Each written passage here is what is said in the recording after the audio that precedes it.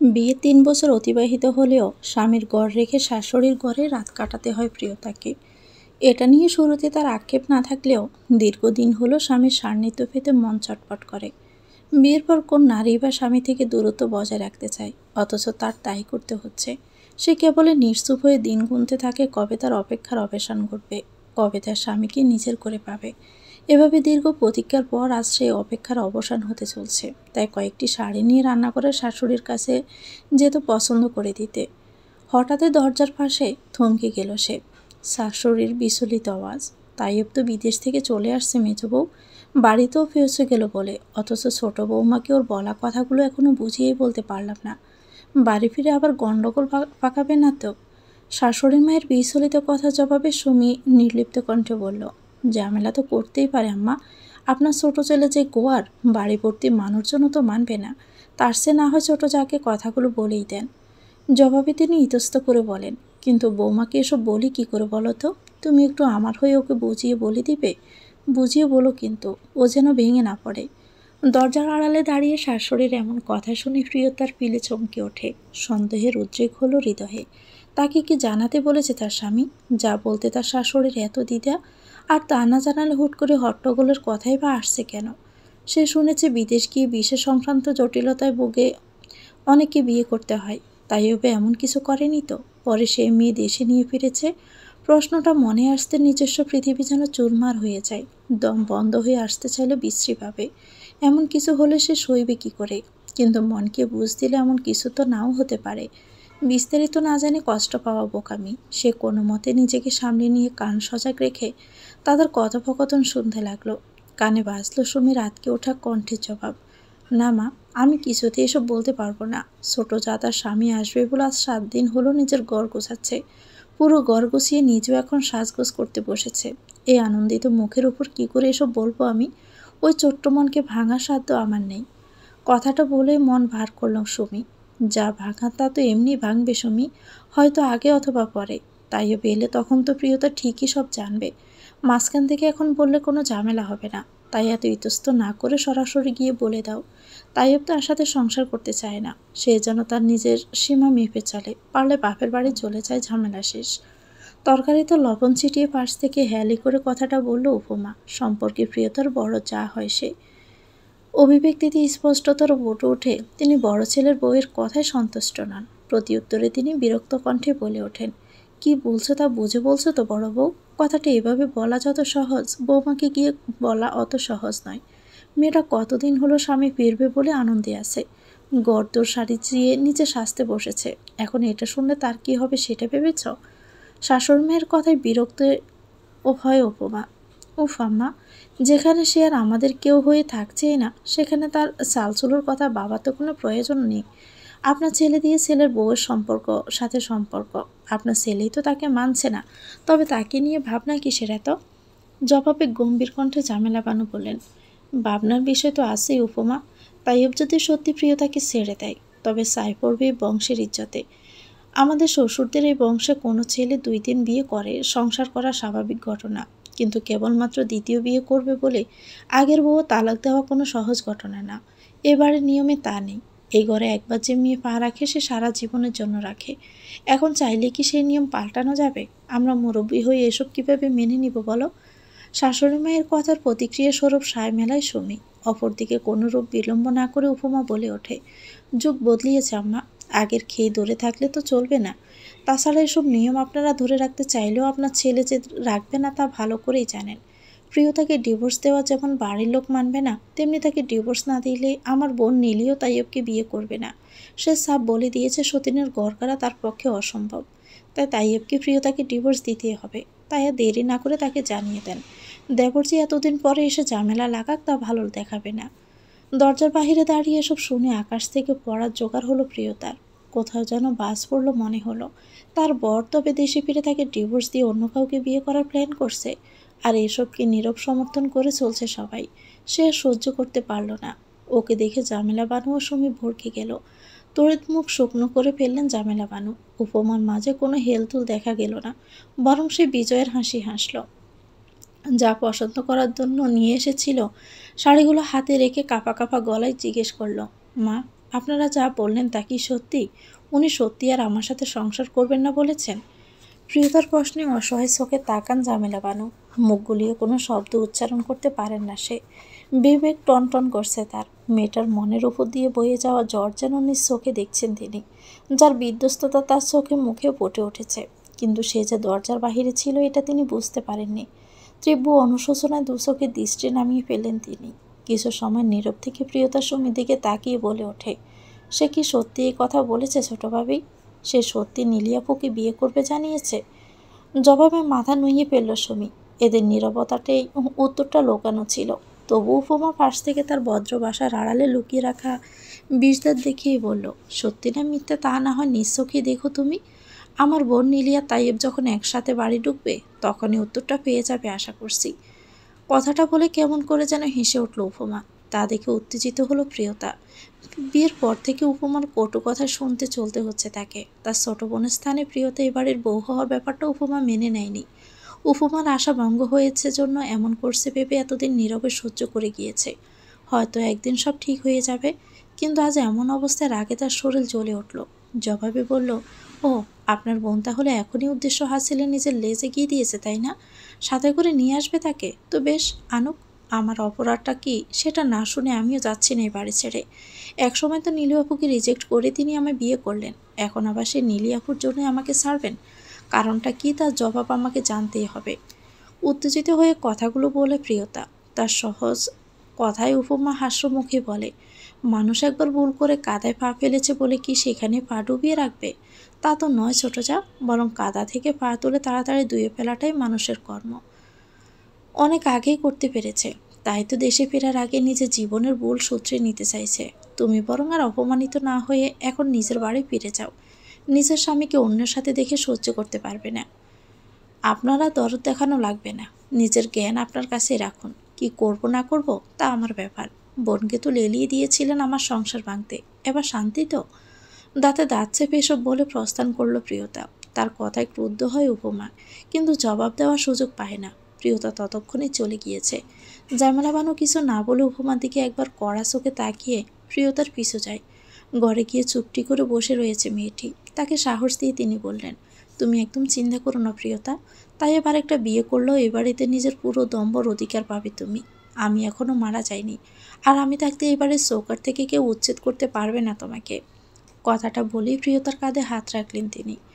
জবাবে প্রিয়তম মুখ গম্ভীর করে বললেন, আপনার ছেলে যদি সত্যি অন্য কাউকে বিয়ে করে তবে এ বাড়ি থাকার বিন্দুমাত্র ইচ্ছে আমার নেই আম্মা।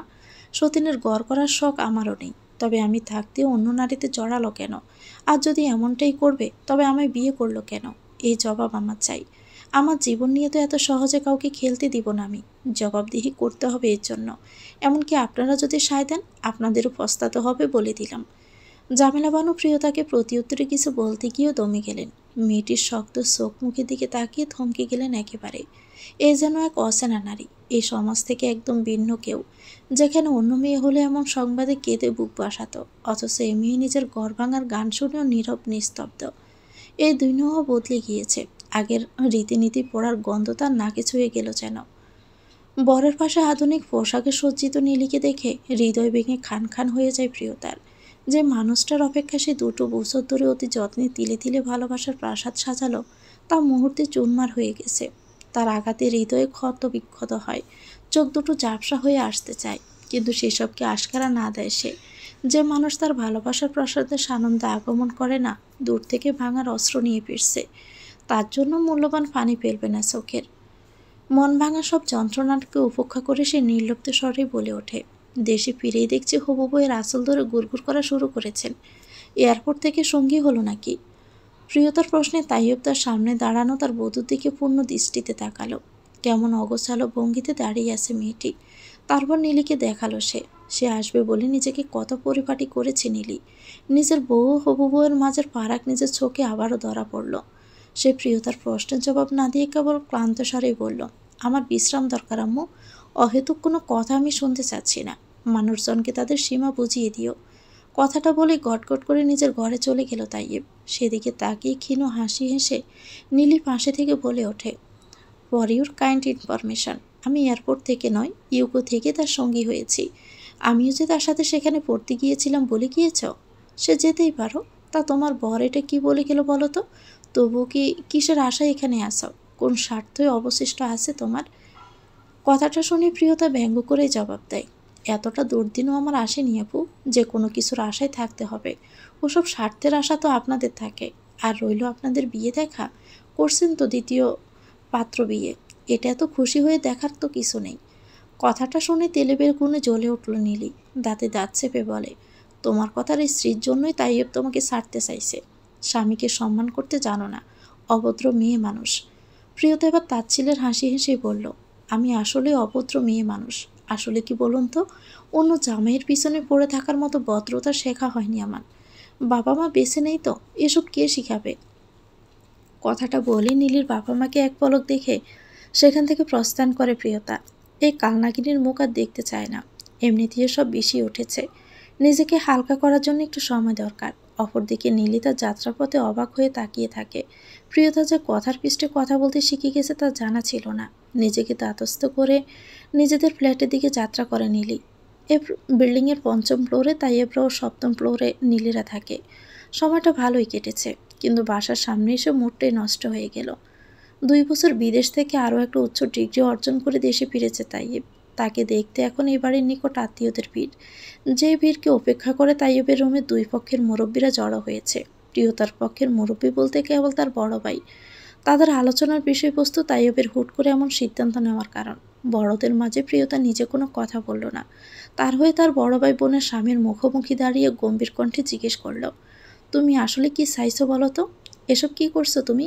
বিয়েটা কি ছেলে খেলা নাকি? একবার ইচ্ছে হলো তো বিয়ে করলে, আবার মন চাইলেও ছাড়তে চাইছো। এগুলো কি ধরনের ছেলে মানুষই খেলা? তার কথার বিপরীতে তাইয়ে ভাবলেশহীনভাবেই জবাব দিল, আমি কোনো ছেলে মানুষই করছি না, বরং বাস্তব যা তাই বলছি এবং করছি। তার এমন গা ছাড়া ভাব রাগান্বিত করে তোলে প্রিয়তার ভাইকে। সে আবার রুষ্ট কণ্ঠে বলে, তো তোমার সে বাস্তবটা কি তাইয়েব? অন্য জীবন নিয়ে খেলা? কিন্তু তুমিও জেনে রেখো, আমার বোনকে নিয়ে খেলা এত সহজ নয়। তাইয়েব এবার পূর্ণ দৃষ্টিতে প্রিয়তার ভাই প্রান্তর দিকে তাকায়। গম্ভীর হয়ে বলে, আমি কারো জীবন নিয়ে খেলছি না প্রান্ত ভাই, এটা আপনিও ভালো জানেন। আমি বরং মুক্তি দিচ্ছি তাকে। বিয়ের পর 1 বছর আমি এ বাড়িতে ছিলাম। একটা বছর তো কম সময় নয়, অথচ তার মাঝে তার সাথে আমার বনিমনা হয়নি। সে আমাকে একটা বার স্পর্শ অবধি করতে দেয়নি, বরং পালিয়ে বেরিয়েছে। এভাবে কখনো সংসার হয় না, কোনো পুরুষ এভাবে থাকতে পারে না। আমি আর এভাবে মানিয়ে নিয়ে চলতে পারবো না। আমার এখানে থাকলে যেহেতু কষ্ট হবে, তাই তাকে ডিভোর্স দেওয়া যুক্তিযুক্ত মনে করেছি। সে শিক্ষিতা, স্মার্ট ও আধুনিকতা। আমরা দুজনেই একই প্রফেশনের। তার চেয়ে বড় কথা, আমি বিবাহিত হওয়া সত্ত্বেও সে আমায় বিয়ে করতে রাজি। সে আগে থেকে আমায় ভালোবাসে। এর চেয়ে বেটার অপশন আমি আর পাবো না, এটাই বাস্তবতা। এসব শোনার পর বিষাক্ত এক অনুভূতির গন্ধ পেল প্রিয়তা। লোকটার প্রতি সব অনুভূতি ক্ষণকালের জন্য যেন উবে গেল।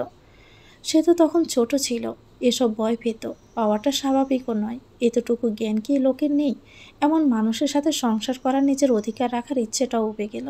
যেখানে সম্মান নেই সেখানে জোর করে ঘর টিকিয়ে রাখার মানে হয় না। এদিকে তাইয়েবের কথাটা শুনে বিতৃষ্ণায় মুখ চেয়ে গেল জামেলা বানুর। মায়ের সামনে মুখে কোনো লাগাম নেই। এই কেমন ছেলে পেটে ধরেছেন তিনি? রাগে ঘ্যাত ঘ্যাত করে তিনি বলে ওঠেন, এই কথা তোর আগে মাথায় ছিল না? প্রিয়তার বয়স কম ছিল, তার উপর সে ছোট থেকে একটু অন্যরকম। আমরা তাকে বিয়ে করার আগে 1000 বার বারণ করে বুঝিয়েছিলাম তোকে, তখন তো কিছু মানিসনি। জিদ করে মেয়েটাকে বিয়ে করলি তখন, আর এখন ওকেই ছাড়তে চাইছিস? আমাদের কথা না হয় নাই ভাবলি, সে কি খেলার পুতুল? মা বাপ মরা মেয়েটাকে ডিভোর্স হলে কি হবে খেয়াল আছে?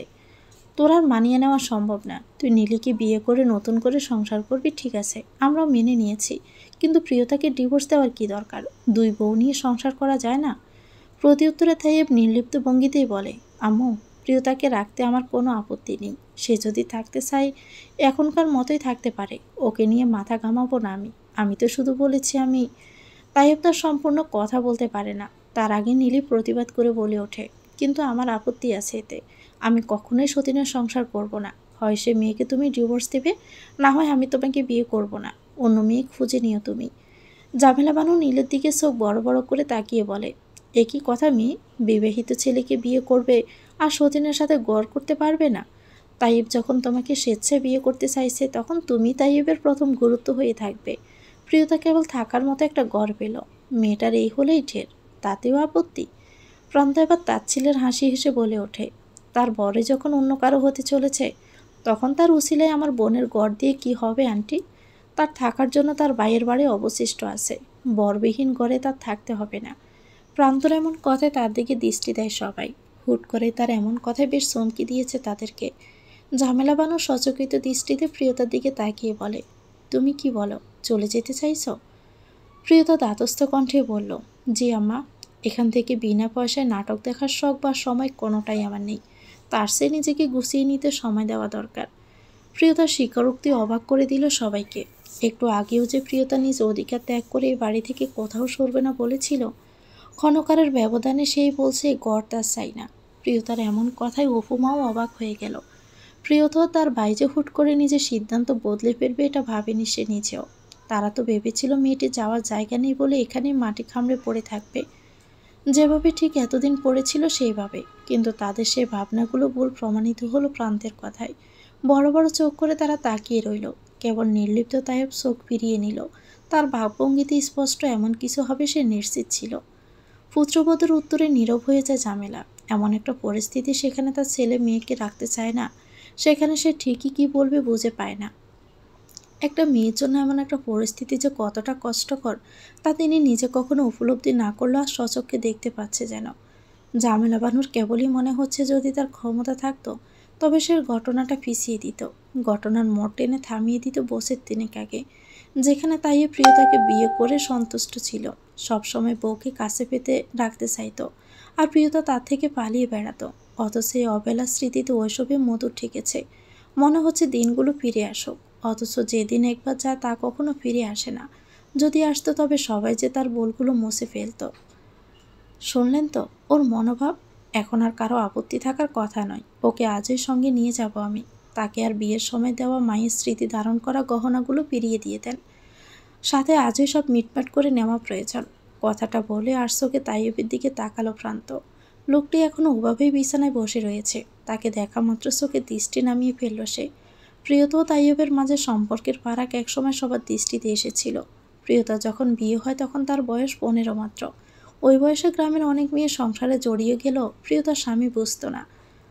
তার আকাশ ভালো লাগতো, বাতাস ভালো লাগতো, ভালো লাগতো জোন বৃষ্টিতে ছাদে ভিজতে। এই শহরের আনাচে কানাচে বিকেলে নামা মন ভরে দেখতে ভালো লাগতো তার। অথচ তার স্বামী চাইতে প্রিয়তা এসব রেখে তার সান্নিধ্যে থাকুক। 5-10টা স্বামী যেমন চায় ঠিক তেমন, যেটা প্রিয়তার জন্য অসহ্য লাগতো।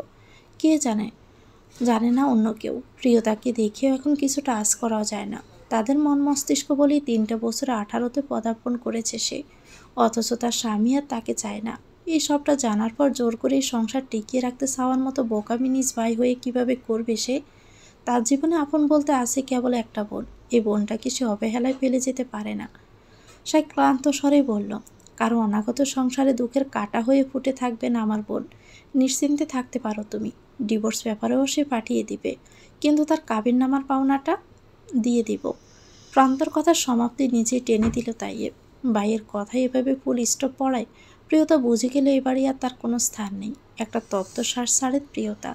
তারপর এই ঘর থেকে বেরিয়ে যায়। একে একে সবাই বেরিয়ে যায়। তাইয়েব সেদিকে গভীর দৃষ্টিতে তাকিয়ে দেখে। প্রিয়তার বিধ্বস্ত মুখখানা দেখে হাহাকার হয়ে উঠেছিল হৃদয়। এই তো এই মুহের অধিকারী নিয়ে জীবনের প্রথমবার ভালোবেসেছিল সে। কত বাধা বিপত্তি উপেক্ষা করে বিয়েও করেছিল।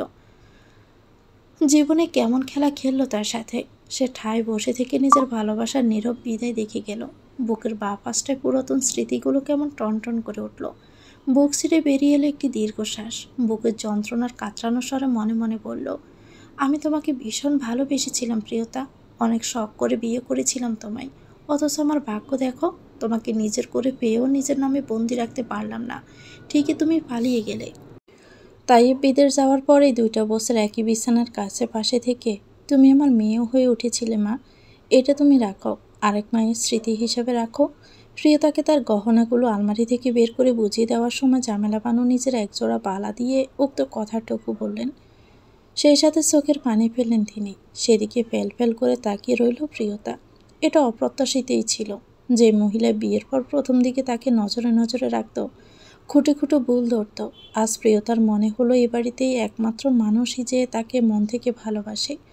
ঝামেলা বানুরও ঠিক এমনটাই মনে হচ্ছে। তিনি অজরে চোখের পানি ফেলছেন। আসলে নারী জাতি বড় বিচিত্র অনুভূতির বাহক। যে মেয়েকে একসময় তিনি পুত্রবধূ রূপে চান না বলে নারাজ ছিলেন, এখন যে মেয়ের জন্যই তার ভীষণ দরদ হচ্ছে। তিনি এই মুহূর্তে প্রিয়তাকে জড়িয়ে ধরে বললেন, তোমাকে এ বাড়ি আনতে না চাইলেও কখনো ওই বাড়ি ফিরিয়ে দিব ভাবিনি আমি। অথচ ভাগ্য দেখো, আজ তাই করতে হচ্ছে। তবে তোমার সাথে আমার সম্পর্ক দূর হবে না কখনো। মায়ের ছায়া হিসাবে দূর থেকে হলেও আমাকে কাছে পাবে তুমি। অনেক বড় হও তুমি, জীবনে অনেক সুখী হও। আমার ছেলের সাথে থাকতে না পারলেও অন্য স্বামীর ঘরে সুখী হও, আমি দোয়া করে দিলাম তোমাকে। এমন আরও কত কি বলে গেলেন তিনি। প্রিয়তা নীরবে সব শুনে গেল। অন্য স্বামীর গড় কথাটা কানে বজ্রপাতের ন্যায় আঘাত হানল। সে সত্যি কি কখনো দ্বিতীয় বিবাহে আবদ্ধ হবে? এত কিছুর পরপুরুষ জাতিকে বিশ্বাস হবে তো তার? প্রিয়তা জানে না। সে কোনো জবাবও দিল না, কেবলই লেপ্টে রইল মাতৃতুল্য শাশুড়ির বুকে। সে যাওয়ার সময় শাশুড়ি মায়ের হাত ধরে নিচু স্বরেই বলল, ছোটবেলায় নিজের মাকে হারিয়েছিলাম মা। সংসারের এই 3 বছর আপনাকে পেয়ে মনে হয়েছিল মায়ের অভাব ঘুচে গিয়েছে।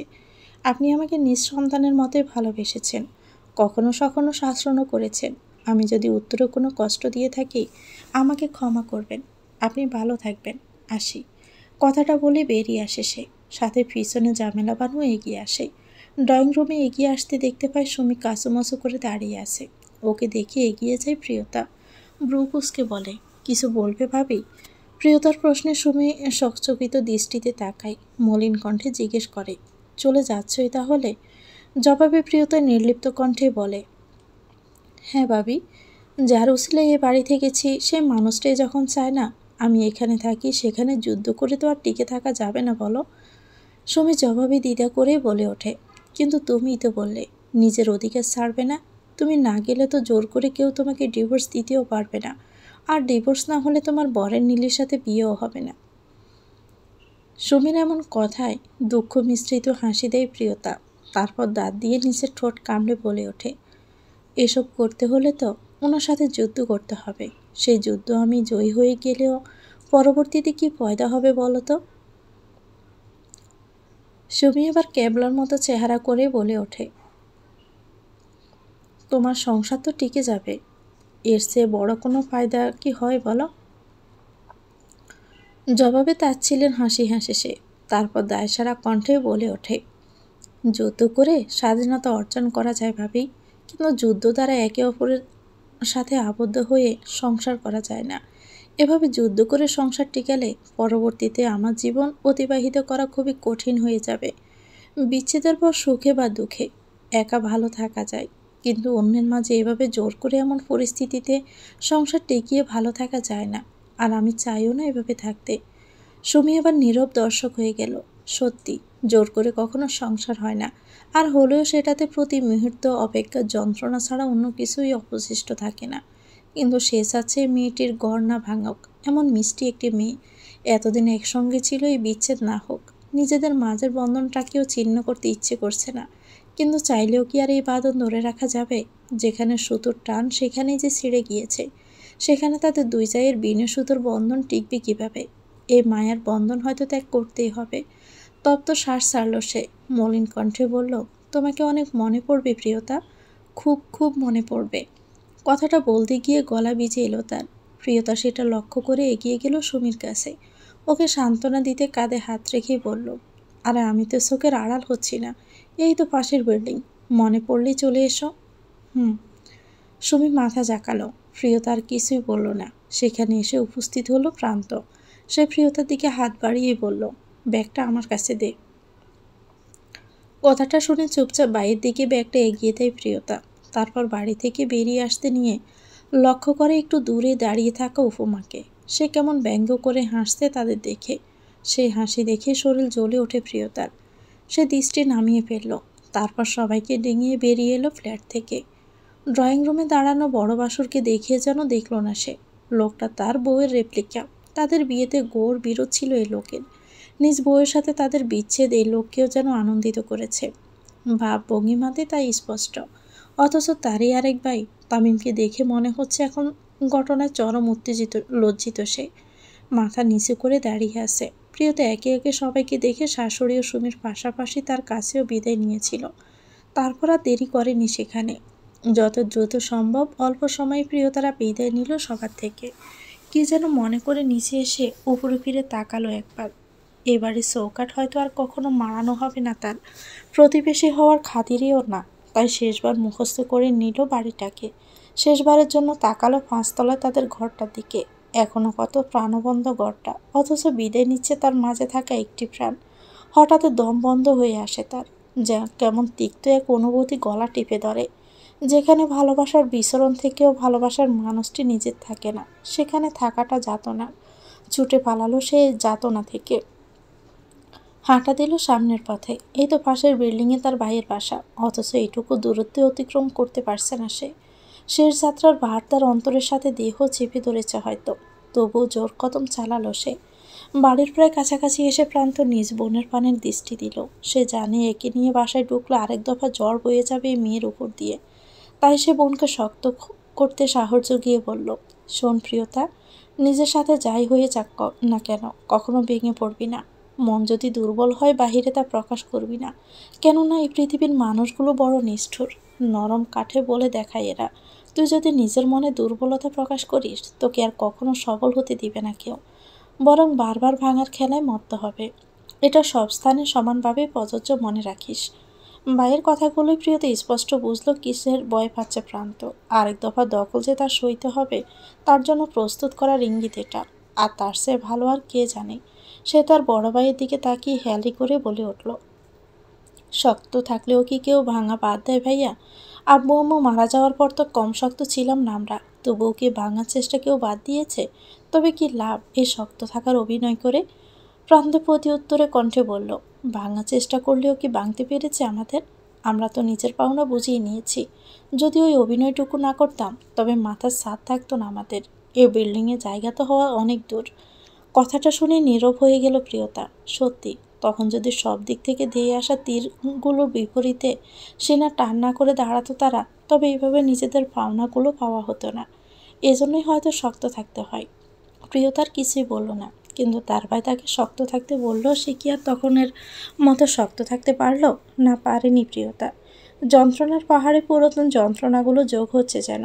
মায়ের মুখ মনে পড়ছে, ছোট থেকে করা কষ্টগুলো মনে পড়ছে, সেই সাথে তাইয়েবের পাশে নীলের অবস্থানের কথাটাও সে এর চেহারায় ফুটে উঠেছে। সে লক্ষ্য করে প্রান্ত বলল, তুই কি তাইয়েবের জন্য কষ্ট পাচ্ছিস প্রিয়? ভাইয়ের প্রশ্নে ফিরে তাকায়, নিজেকে দ্রুত দাঁতস্থ করে নেয় সে। গম্ভীর কণ্ঠে বলে, কই না তো। প্রান্ত বিচক্ষণের ন্যায় বলে, কিন্তু তোর চেহারা তো বিধ্বস্ত। চোখে ভিন্ন কিছু বলে। প্রতি উত্তরে নিঃসুপ রয় প্রিয়তা। প্রান্ত কিছু সময় চুপ থেকে খানিকটা দ্বিধা করে বলে, তুই ভালোবাসিস তাকে? প্রিয়তা এবার চোখ ফিরিয়ে নেয়। মন বেশি ছিল হয়তো, কিন্তু এখন তা ভেঙে গেছে। বিয়ে 3 বছরে নিজের স্বামীর সাথে স্বাভাবিক কোনো সম্পর্কে জড়াতে পেরেছ কখনো? সব বউরা তার স্বামীর আকর্ষণ পেতে সেজেগুজে শাড়ি পরে ঘুরে বেড়ায়, স্বামীর মন মতো চলাফেরা করে। কিন্তু তোমার বেলায় কখনো করেছো এসব?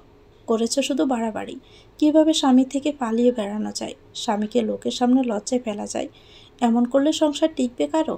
শুধু বিয়ে হলেই হয় না প্রিয়তা, বৈবাহিক সম্পর্কটা সারা জীবন টিকিয়ে রাখার চেষ্টা করতে হয়। মেয়েরা তার স্বামীকে চোখে হারাতে ব্যস্ত, আর তুমি তুমি তো তার দৃষ্টি থেকে পালিয়ে বেরিয়েছ। তোমার বর তোমাকে ডিভোর্স দিতে চাইবে না তো কী করবে? বিয়ে করে বউরূপী বোন ফালবে? ভারাক্রান্ত হৃদয় নিয়ে শ্বশুরবাড়ি থেকে শেষ যাত্রা শেষে ভাইয়ের বাড়ি এসে পা রাখতে তার ভাবি এসব বলে বকবক করে যাচ্ছে। প্রিয়তা আগে থেকে জানতো এমন কিছু হবে, তাই তেমন প্রতিক্রিয়া দেখা গেল না তার মাঝে। এমন গা ছাড়া ভঙ্গিতে দাঁড়িয়ে রইল। কিন্তু পাশ থেকে প্রান্ত ধমকে সুরেই বলল, তুমি থামবে বিন্দু? মেয়েটা এমনি সংসার ভাঙার যন্ত্রণায় পড়ছে, আর পুড়িও না তাকে। অন্য চরকে তেল না দিয়ে নিজের কাজে যাও। স্বামীর কথায় তার দিকে কড়া চোখে তাকালো বিন্দু। সে প্রতিবাদ করেই বলল, আমি থামবো কেন? ভুল কিছু কি বলেছি? তোমার সাথে এমন করলে তুমি কি আমাকে সংসারে টিকিয়ে রাখতে না? তাহলে তোমার বোন বললে কি তার বেলায় নিয়ম পাল্টে যাবে? প্রান্ত বিরক্ত হয়ে বলল, নিয়ম পাল্টানোর কথা কে বলেছে? পাল্টালো বা কোথায়? সে তো চলেই এসেছে। বিন্দু তাচ্ছিল্য করেই বলল, স্বামীর ভাত তো আর খাওয়ার মুরদ নেই, ভাইয়ের ঘাড়ে বসে বসে খাবার খেতে এসেছে। কথাটা শুনে রাগে ফুঁসলে উঠল প্রান্ত, সাথে প্রিয়তার গা জ্বলে গেল। সে আর নিশ্চুপ থাকতে পারল না। প্রান্ত পাল্টা জবাবে কিছু বলতে যাবে, তার আগে প্রিয়তা কথা টেনে নিয়ে বলল, তুমি ভুল বললে ভাবি। আমি আমার ভাইয়ের টাকাই খেতে আসিনি, উল্টো আমার টাকাও ভাঙিয়ে খাচ্ছ তোমরা। আমার আব্বু তো কম ছিল না আর কম নেইও। আইন মোতাবেক সেসবের ভাগিদার আমিও, সেটা মনে রেখো। যেটা সম্পূর্ণটা এখন তোমরা ভোগ করছো। কথাটা শুনে অপ্রত্যাশিত এক ধাক্কা খেল বিন্দু। চেহারার ভঙ্গিমা বদলে গেল। প্রিয়তা যে এমন কিছু করবে তা ধারণায় ছিল না, তাই ধমকাতে বাধ্য হলো সে। কিন্তু পরক্ষণে আবার নিজেকে পূর্বের রূপে ফিরিয়ে নিয়ে বলল, এ বয়সে কোনো মেয়ে তার বাবার সম্পত্তির অংশ নেয়? সব ছেলেরা ভোগ করে। মেয়েদের জন্য ওসব শেষ বয়সের পাওনা, তাই তোমার এসব বলা এখন অযৌক্তিক। এবার প্রিয়তা ব্যঙ্গ করে হেসে জবাব দেয়, এটা কোন সংবিধানে লেখা আছে বলতে পারো ভাবি? আমার জানা মতে তো বাবা মারা যাওয়ার পরেই সব সম্পত্তির ওয়ারিশ আমি হয়েছি। আমার যখন খুশি তখনই আদায় করতে পারবো, কেউ বাধা দিতে পারবে না এতে। প্রিয়তার এমন জবাবে কিছুটা দমে যায় বিন্দু। চোখ দুটো সরু করে কণ্ঠ কিঞ্চিত নামিয়ে বলে, স্বামীর কাছ থেকে অবহেলা পেয়ে এখানে চলে এসেছ সেই সম্পত্তির ভাগ নিতে? প্রিয়তা নির্লিপ্ত কণ্ঠে বলে ওঠে, কেউ যদি বাধ্য করে তবে নিজের ভাগ তো বুঝে নিতেই হবে। আর তারা যদি বাড়াবাড়ি না করে তবে আমার এখন সেসব চাই না। আমার কেবল শান্তি চাই। এখন ভেবে দেখো কি করবে। কথাটা বলেই নিজের ঘরে চলে গেল প্রিয়তা। আর বিন্দু একদম নিশ্চুপ হয়ে গেল। স্বার্থে টান পড়ব ভাবতেই দমে যেতে বাধ্য হলো। চুপসে যাওয়া মুখ নিয়ে রান্নাঘরে এগিয়ে গেল সে। প্রান্ত এসব দেখে তপ্ত শ্বাস ছাড়ল। সে একা সব সম্পদ ভোগ করছে, প্রিয়তার মুখে এমন কথা শুনে বুকে খানিকটা চোট লাগলেও স্বস্তি পেল খানিক। সে নিজেই তো প্রিয়তাকে শক্ত হয়ে সব আঘাত প্রতিহত করতে বলেছে। সে যেভাবেই হোক তাতে সফল হয়েছে এই ঢের। প্রান্ত জানে এসব বললে বিন্দু এত সহজে থামতো না। আর এসব শোনার পর বিন্দুও তার প্রিয়তাকে নিয়ে বাড়াবাড়ি করবে না, তার সাথে খারাপ আচরণও করবে না। এত সম্পত্তির দখলদারিত্ব কেই বা ছাড়তে চায়? এর চেয়ে ভালো সে ননদকে মেনে নিল। একটা দীর্ঘশ্বাস ফেলে নিজের ঘরটায় চলে এসেছে প্রিয়তা। দরজা খোলাই ছিল। সে দেখতে পেল সে ওই বাড়িতে যাওয়ার সময় যেভাবে রেখে গিয়েছিল কোনো কিছুই তেমন নেই। নিজের মতো করে গুছিয়ে নিয়েছে বিন্দু। এমনকি ফার্নিচারগুলোরও জায়গা বদল হয়েছে। এখানে যে সবটাই বিন্দুর আধিপত্য তা বোঝাতে এই চেষ্টা। প্রতিবারই এমনটা করে বিন্দু। প্রিয়তা আসবে কেবল গেস্টের মতো এটাই বুঝিয়ে ছাড়ে। প্রিয়তা কাবার্ড খুলে দেখলো সেখানেও বিন্দুর কাপড় চোপড় স্থান পাচ্ছে। সে সেগুলো একপাশে সরিয়ে নিজের ড্রেসগুলো রাখার জায়গা গুছিয়ে ফেলল। তারপর সঙ্গে নিয়ে আসা সব কিছু গোছাতে শুরু করলো। সব কিছু নিজের সুবিধা মতো গুছিয়ে গোসল সেরে বিছানায় গা এলিয়ে দিল। কিছুটা বিশ্রাম দরকার। আবারও যন্ত্রণাময় ঘটনাগুলো টেনে টেনে স্মৃতিরূপে সজাগ করে দিল নিজ দায়িত্বে। সেই স্মৃতি দহনে চোখে জ্বালা হয়ে উঠল প্রিয়তার। এই চকিত সে কাউকে নিয়ে স্বপ্ন সাজালো, বুক উজাড় করে ভালোবাসলো, অথচ এই চোখে এখন যন্ত্রণার বিচরণ। সারাদিন শক্তের খোলসে আবদ্ধ থাকা কন্যা নরম হয়ে এলো। ভেঙে পড়ল তাকে সোজা করে রাখা মিথ্যে কাঠামো। অজরে কাঁদতে লাগলো সে। কেন বারবার তার সাথে এমনটা হচ্ছে?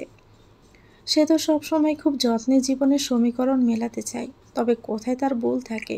সে জানে এবারের ঘটনায় তার ভুল হিসেবে কোনটা সবার দৃষ্টিতে পড়ে। তার ভাবির কথাগুলোই একজোটে ভুল হিসেবে উপস্থাপন করবে সবাই।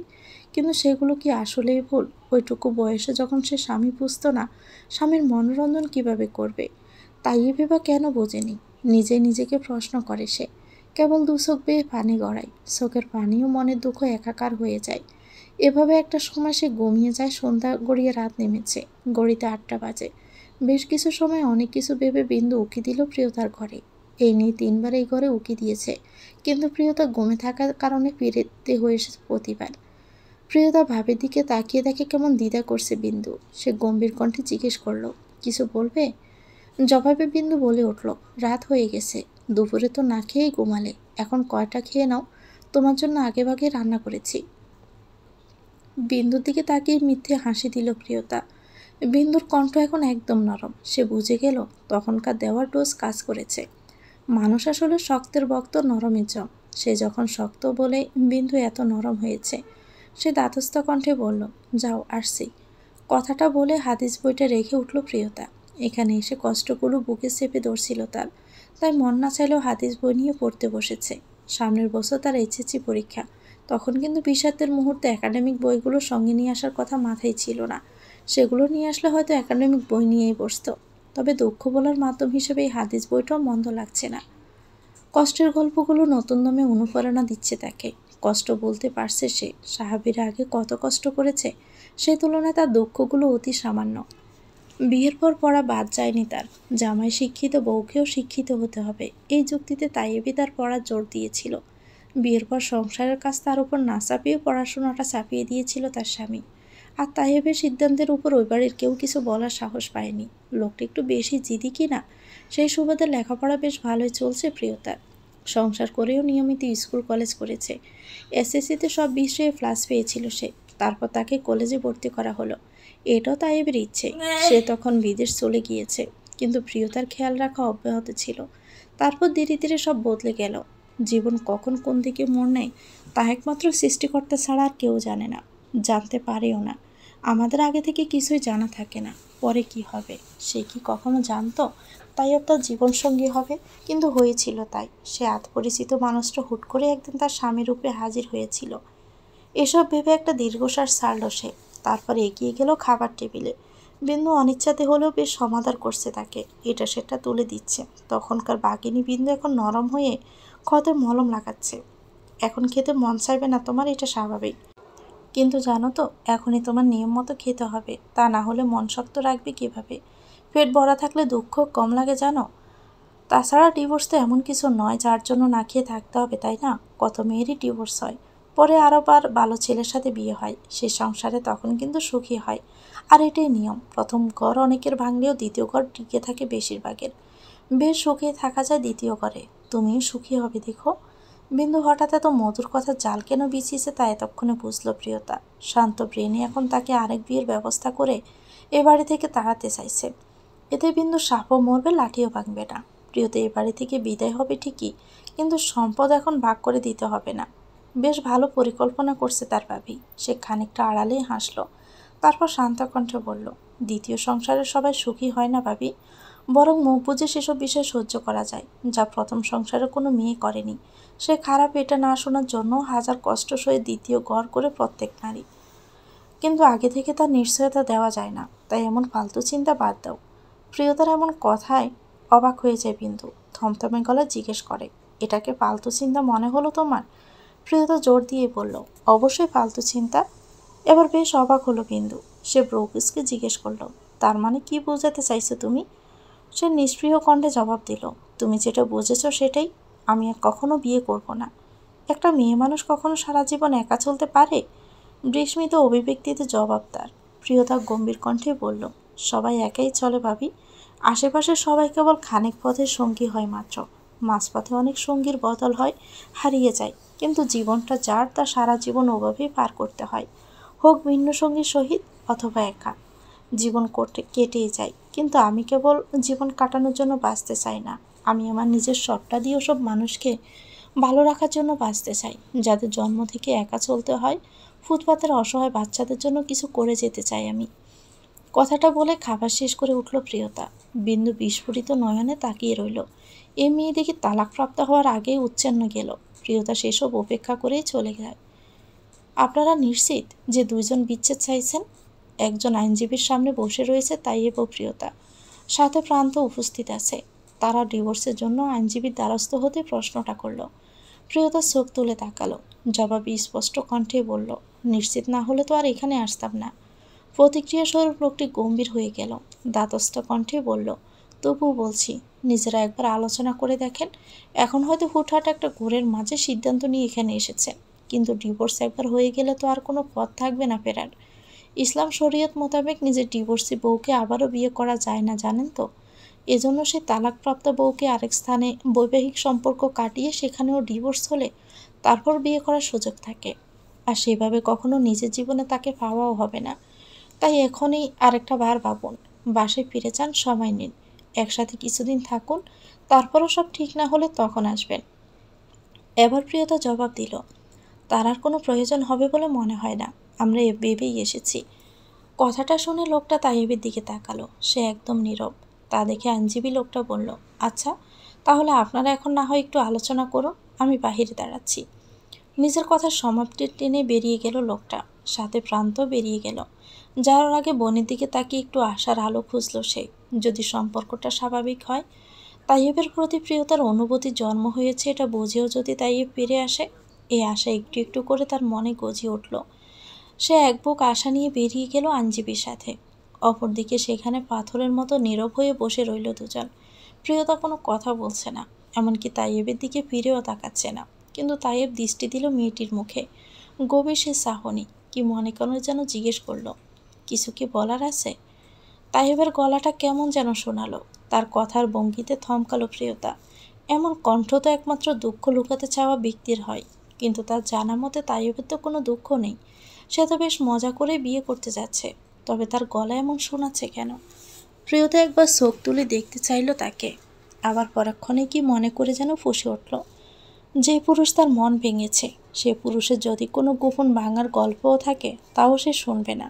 সে কেবল তিক্ত কণ্ঠে বলল, এই বিচ্ছেদ নিয়ে আমার নতুন করে কিছু বলার নেই, তবে একটা কথা না বলে পারছি না। উচ্চশিক্ষা সবসময় মানুষকে শিক্ষিতই করে না, বরং মাঝে মাঝে মূর্খদের চেয়ে অদম করে তোলে। তার উজ্জ্বল দৃষ্টান্ত হলেন আপনি। কথাটা বলেই বেরিয়ে আসে প্রিয়তা। তাইয়েব কেবল ফ্যাল ফ্যাল করে তাকিয়ে থাকে, বোঝার চেষ্টা করে মেয়েটি তাকে কতটা নিচু করে কথাটা বলে গেল। এভাবে কথা বলাটা বেমানানো নয়, সে নিচু স্তরের কাজই করতে চলেছে। বউকে ক্ষুদ্র কারণে ডিভোর্স দিয়ে দ্বিতীয় বিয়ে করতে চাইছে। এতটা নিচু করে কিভাবে হলো সে আইনজীবীর সাথে পাকা কথা শেষ করে সেখান থেকে বেরিয়ে পড়ে তারা। যেহেতু বিচ্ছেদের সমাপ্তি হবে, সেখানে সময় নিয়ে দেরি করে লাভ নেই, বরং যত দ্রুত কাজ হয় ততই ভালো। কিন্তু হুট করে বললেই তো আর একদিনে তালাক দেওয়া সম্ভব নয়, এর জন্য সময় দরকার। আইনজীবীকে কাগজপত্র তৈরি করতে বলে বেরিয়ে আসে তারা। যাত্রাপথে পান্ত কৌতূহলী হয়ে জিজ্ঞেস করে, ভিতরে কোনো মীমাংসা হলো না তোদের? তাইয়েব কিছু বলেনি। প্রিয়তা ভাবলির ভঙ্গিতেই বলল, জানতে চাইলো আমি কিছু বলতে চাই কিনা। কথাটা শুনে চোখ মুখ চকচক করে উঠল প্রান্তর। উজ্জ্বল মুখশ্রী নিয়ে বলল সে, তার মানে সে এই সম্পর্ককে আরেকটা সুযোগ দিতে চাইছিল, তাই তো?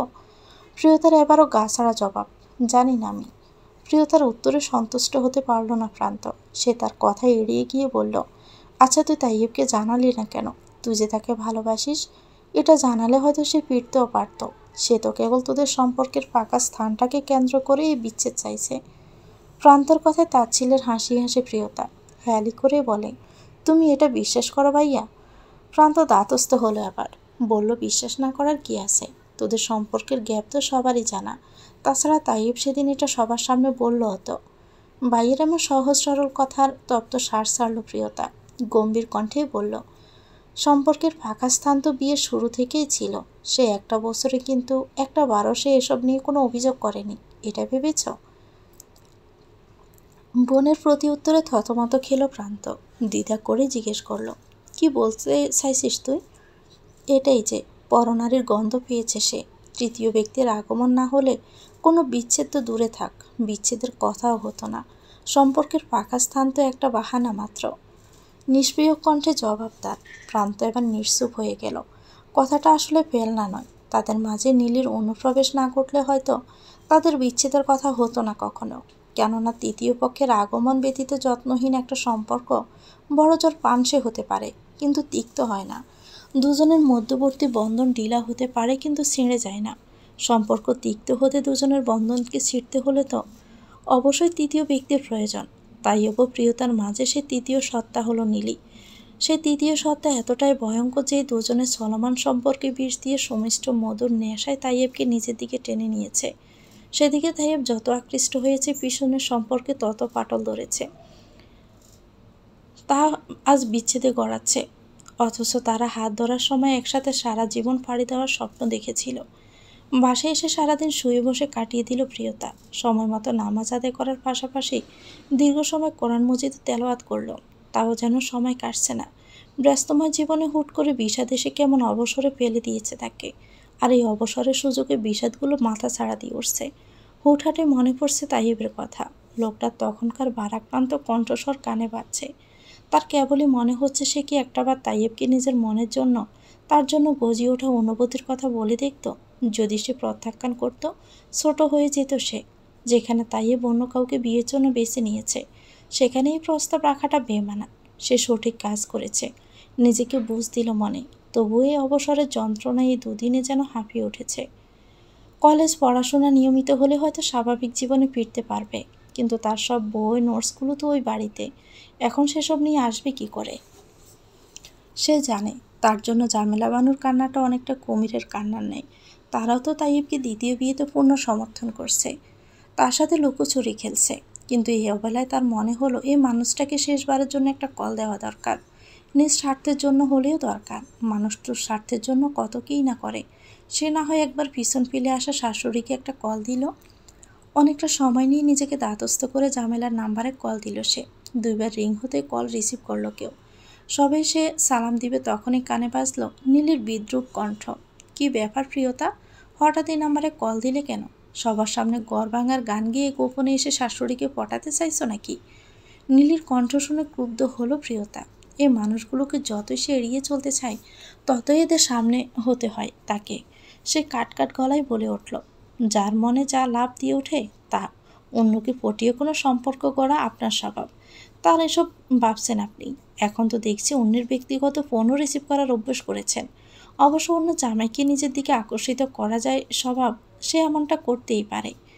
কথাটা শুনে রাগের কথা থাকলেও রাগলো না নীলি, বরং ব্যঙ্গ করেই বলল, অন্য জামাইকে আমি আকর্ষিত করিনি, বরং সে নিজেই আমার কাছে এসে ধরা দিয়েছে। আসলে বউ দ্বারা সুখী না হলে পুরুষ মানুষ তো অন্যের কাছে সুখ খুঁজতে চাইবেই, তাই না বলো? আমি তার সেই সুখী স্থান, আর তুমি দুঃখের নর্দমা, তাই ছুঁড়ে ফেলে দিয়েছে তোকে।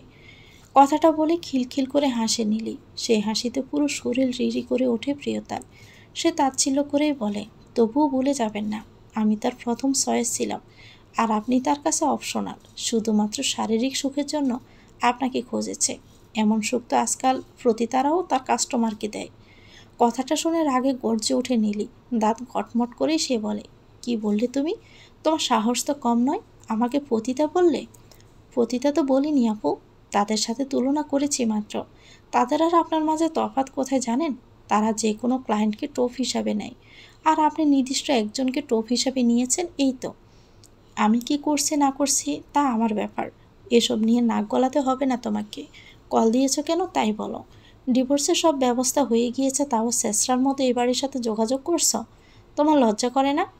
কথাটা শুনে রাগে গা জ্বলে ওঠে প্রিয়তার। কড়া গলায় সে বলে, লজ্জার কথা তো আপনার। বিয়ের আগে ওই বাড়িতে শেষরার মতো পড়ে রয়েছে, আবার আসছেন আমাকে নিয়ে কথা বলতে। কথাটা বলেই প্রিয়তা কল কাটতে যাবে, ঠিক তখনই ফোনের ওপাশ থেকে শুনতে পায় তার শাশুড়ির ক্ষীণ কণ্ঠ। ঘরে প্রবেশ করতে করতেই তিনি বলছেন, কে ফোন করেছে? প্রতি উত্তরে সেদিকে গাড় গড়িয়ে তাকায় নীলি। নিজেকে দাঁতস্থ করে নিয়ে বাঁকা হেসে বলে, আপনার ছেলে ছুঁড়ে ফেলা প্রাক্তন বউ, নিন কথা বলুন।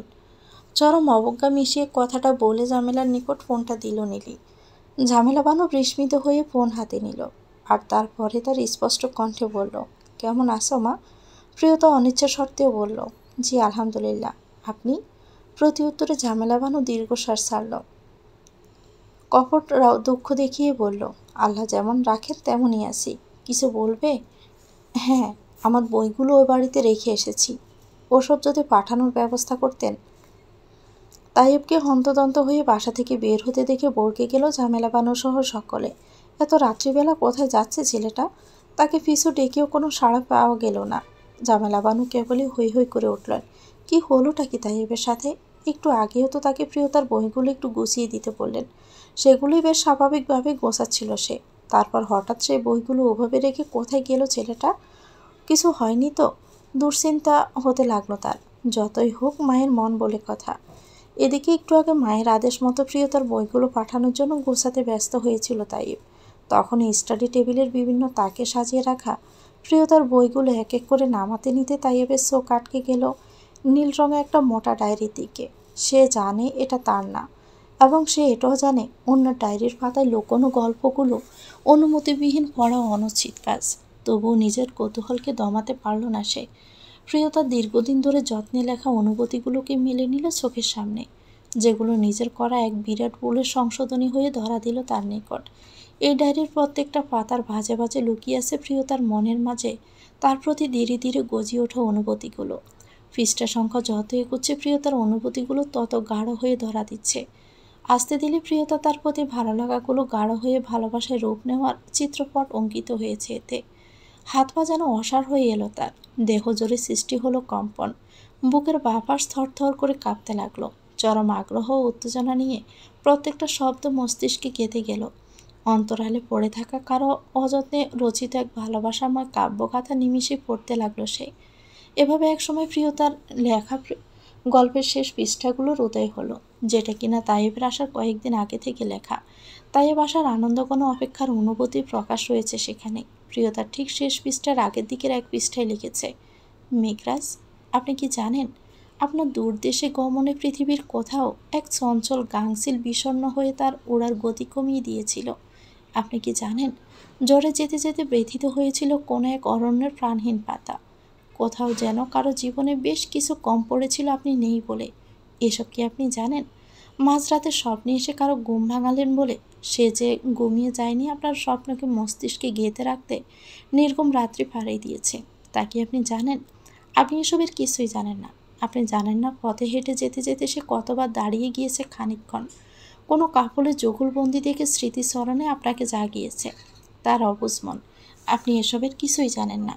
তবে আপনি জানবেন এবার, স্বপ্নহীন এক অবুঝ বালিকার মেঘরাজকে নিয়ে ভালোবাসার প্রাসাদ সাজানোর গল্প জানবেন। আপনি কি একটু চমকাবেন তখন?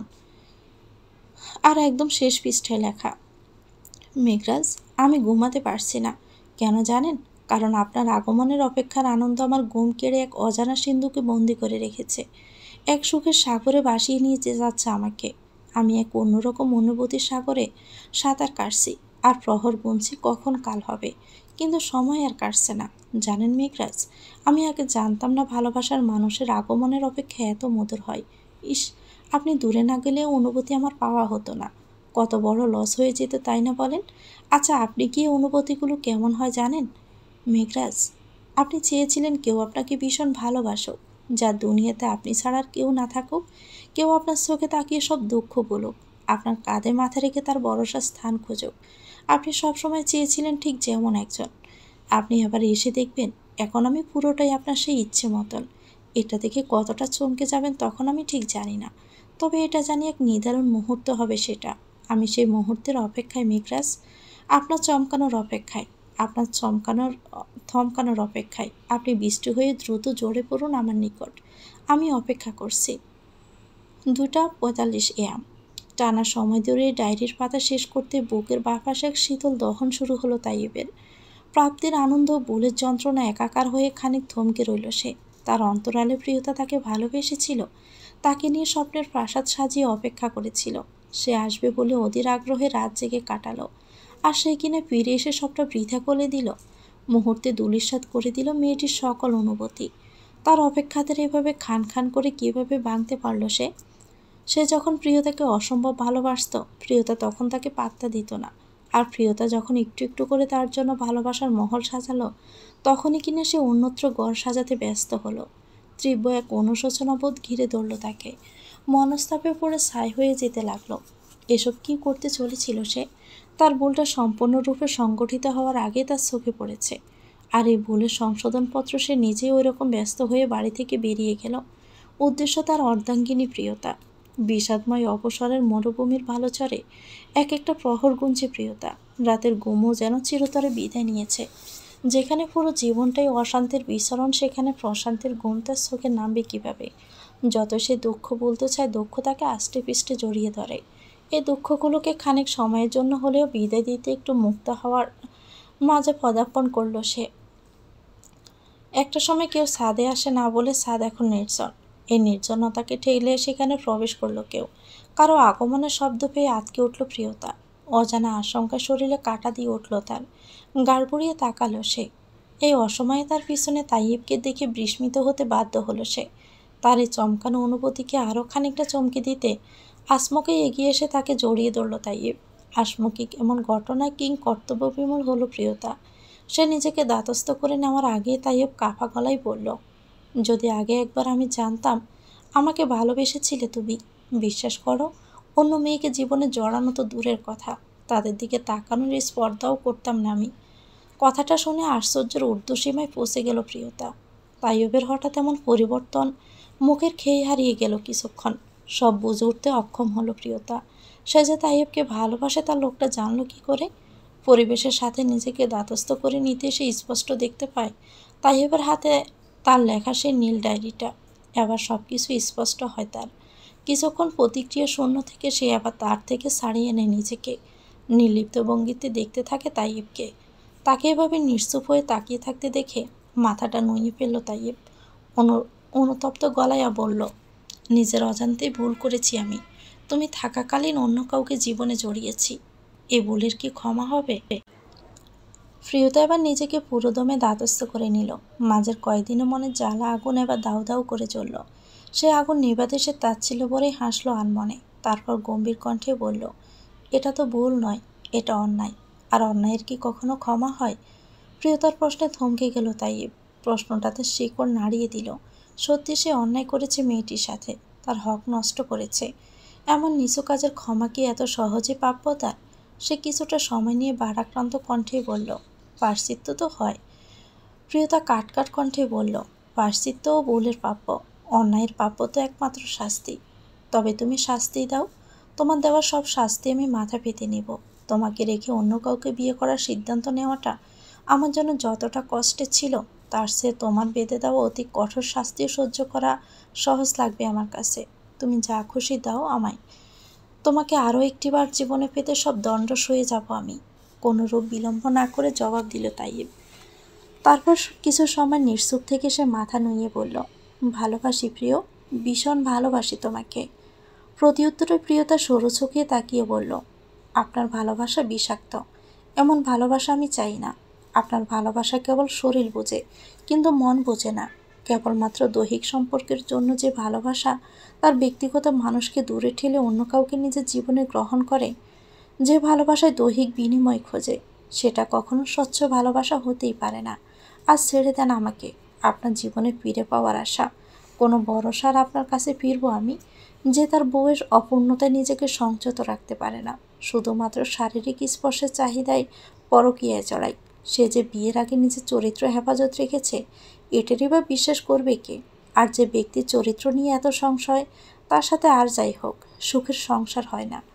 নির্লিপ্ত গলায় বাক্যগুলো পূর্ণ করে নিজের ডায়েরিখানা তাইয়েবের হাত থেকে ছিনিয়ে নিল সে, যার মাঝে বিগত 1 বছর ধরে প্রতিদিন এক পৃষ্ঠা করে নিজের অনুভূতিগুলো ঠেসে দিয়েছিল। সেগুলো দিকে তাকিয়ে একটা তপ্ত শ্বাস ছাড়ল প্রিয়তা। তারপর বিবশ কণ্ঠে বলল, এসব আগে সৃষ্ট অনুভূতি, যার অস্তিত্ব আমার নিকট এখন মৃত। আর মৃত অনুভূতিকে স্মৃতিরূপে জিয়ে রেখে লাভ কি বলুন? কথাগুলো বলে আসমাকে সে সবগুলো পৃষ্ঠা ছেড়ে ফেলল। তারপর সেগুলো উড়িয়ে দিল রাতের এই কালো বাতাসে। সেদিকে অসহায়ের মতো ফ্যাল করে তাকিয়ে রইল তাইয়েব। আবছা কালো অন্ধকারে প্রিয়তার লেখা সে শুভ্র রঙা 365 পৃষ্ঠা জুড়ে সাজানো ভালোবাসাময় অনুভূতিগুলো ঘুরপাক খেয়ে মাটিতে লুটিয়ে পড়ল। স্মৃতি বস্তুতে জিয়ে থাকে না প্রিয়তা, স্মৃতি জিয়ে থাকে মনে। তুমি এসব সরে ফেললেও কি আদৌ মন থেকে সেই অনুভূতিগুলো স্মৃতি মুছতে পারবে? বাড়ির নেত্রপল্লব তুলে ভারাক্রান্ত কণ্ঠে প্রশ্নটা করল তাইয়েব। প্রতিউত্তরে প্রিয়তা ভাবলেশহীন কণ্ঠে বলল, স্মৃতির ধারক মনে হলেও বস্তু স্মৃতিতে বেগ পেতে সক্ষম। যেখানে স্মৃতির সন্ধান মিলে তা মুছে ফেলা মানে স্মৃতিকেও মেরে ফেলা। আর মৃত স্মৃতি মনে থাকা না থাকা একই। প্রিয়তার গা ছাড়া অভিব্যক্তিময় উত্তরে রুষ্ট হলো তাইয়েব। অপ্রতিকস্থ কণ্ঠে বলল, তুমি যতই স্মৃতিকে মুছে ফেলো, এই আমিকে মন থেকে মুছতে পারবে? আমি তোমার 365 পৃষ্ঠার সেই অধ্যায়, যে তোমাকে ভালোবাসতে শিখিয়েছিল, তোমার একপাক্ষিক সঙ্গী হয়েছিল, নিভৃতে যতনে তোমাকে আগলে রেখেছিল, সে আমি কি কখনো বলতে পারবে তুমি? আমি মানছি তোমার অন্তরের সৃষ্ট এই অনুভূতিগুলোতে আমি আঘাত করেছি, কিন্তু তাই বলে তুমি যা অভিযোগ করছো তা কি আসলেই ঠিক? একটু ভেবে দেখো তো সব। অন্ধের মতো কথা না বলে একটু বিচক্ষণের ন্যায় ভাবো একটু।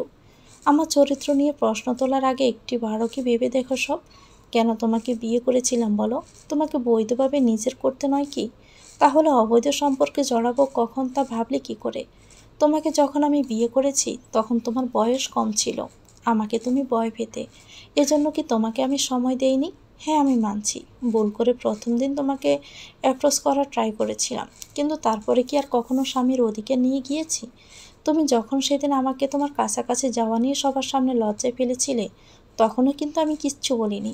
আমি কেবল তোমার বড় হওয়ার অপেক্ষায় ছিলাম। আর এর মাঝের সময়ে তোমার মানসিক সাপোর্ট চেয়েছিলাম, তোমার সংযত সঙ্গ চেয়েছিলাম। এসব তুমি দাওনি। এর জন্য আমি কোনো অভিযোগও করিনি। তোমার বয়স কম বলে সব মেনে নিয়েছি কেবল। তোমাকে স্বামী স্ত্রীর মর্ম বোঝাতে চেয়েছি সব সময়। আমি ভেবেছি একসময় তুমি বুঝবে, অথচ দেশে থাকাকালীন তা কখনোই হয়নি।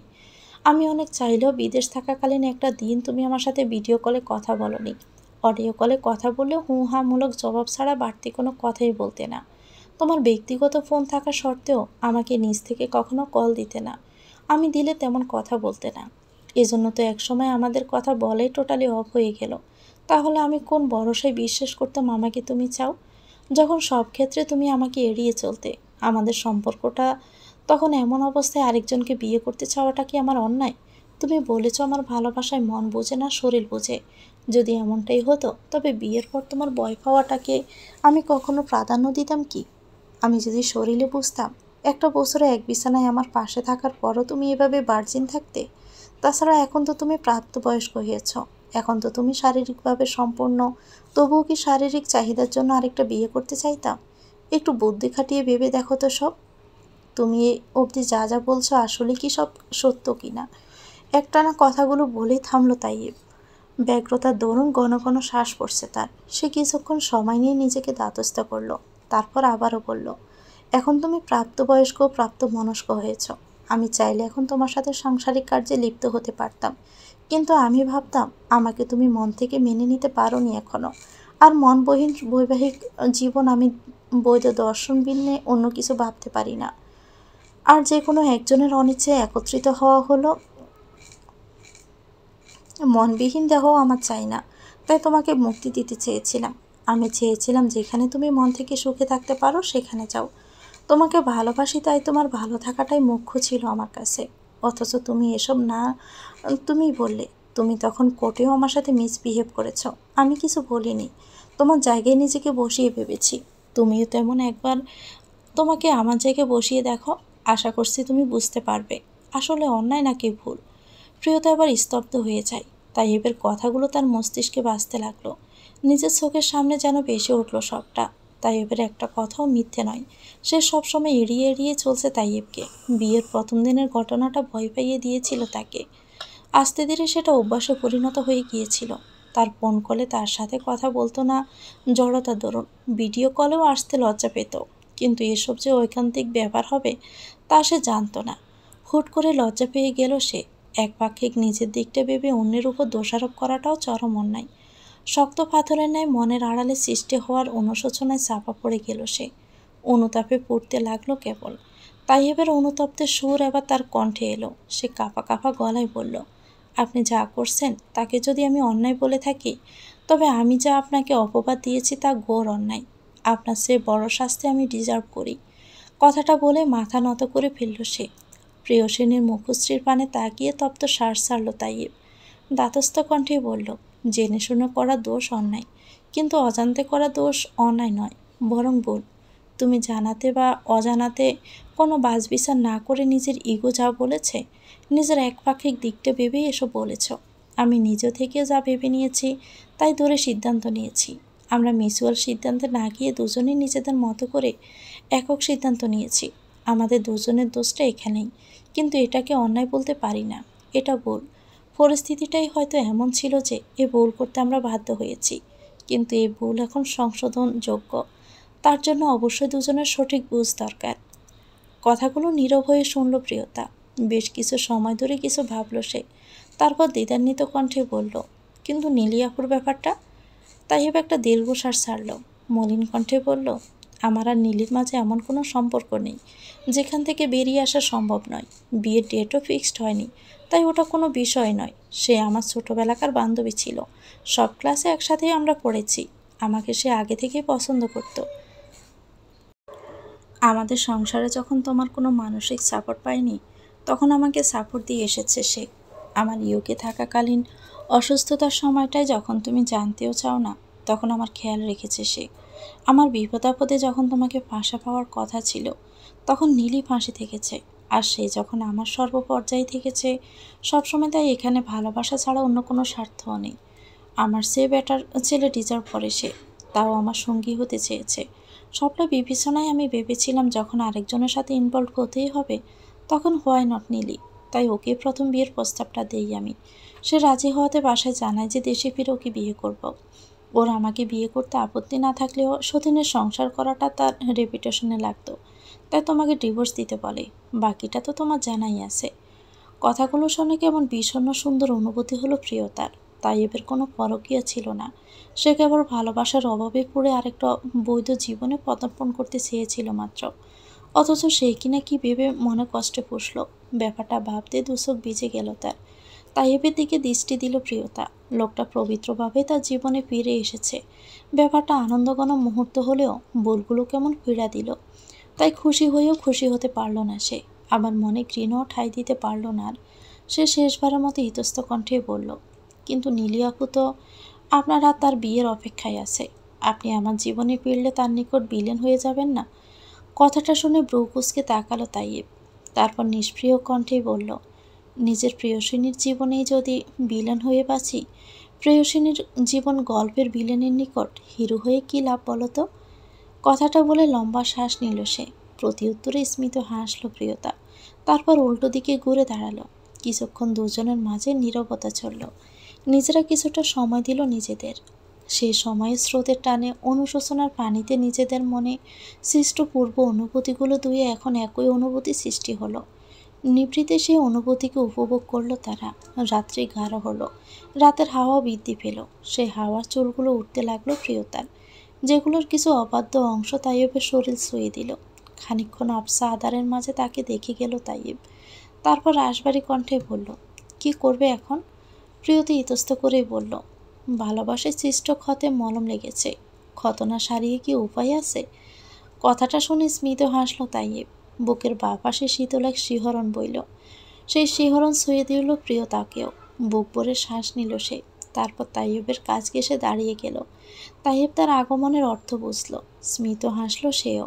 তারপর তার দু হাত দিয়ে প্রিয়তা দু বাহু আঁকড়ে ধরে নিজের দিকে ঘুরিয়ে বলল, ভালোবাসি শুধুই তাকে, ভালোবেসে ভালোবাসা বেঁধে যে রাখে।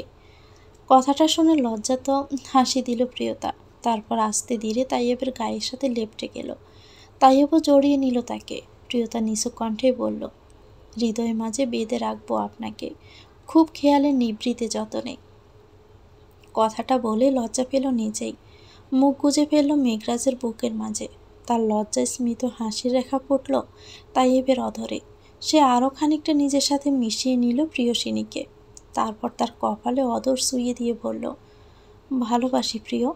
মাত্র দু শব্দের বাক্যটিতে কেঁপে উঠল প্রিয়তা। এক অন্যরকম মুগ্ধতার সাক্ষাৎ পেল সে। সে মনে মনে ভাবল, ভাগ্যিস সে 365 পৃষ্ঠার অনুভূতি লিখেছিল। তা না হলে এই মানুষটাকে যে তার পাওয়া হতো না। এত মধুস্বরে মধুমাখা শব্দ দুটোও শোনা হতো না তার। সার্থক তার কাব্যগাথা, সার্থক তার 365 পৃষ্ঠা। যে পৃষ্ঠার বান্ডিল নিজ হাতে চিহ্ন করলেও একত্রিত করে দিয়েছে তাদের। এখন থেকে এমন হাজারো 365 পৃষ্ঠা লিখতে হবে তাদের জীবনের অভিধারে। কিন্তু এই সেরা পৃষ্ঠাগুলো আজীবন মনে গেঁথে থাকবে তাদের, তাদের প্রণয় কাব্যের সূচনা বিন্দু হয়ে। তো ভিউয়ার্স, গল্পটির নাম হচ্ছে 365 পৃষ্ঠা। গল্পটি কেমন লেগেছে কমেন্ট করে জানাবেন। ভালো লেগে থাকলে একটি লাইক দিয়ে দেবেন। চ্যানেলটিকে সাবস্ক্রাইব করে আমাদের সাথে থাকবেন। আল্লাহ হাফেজ।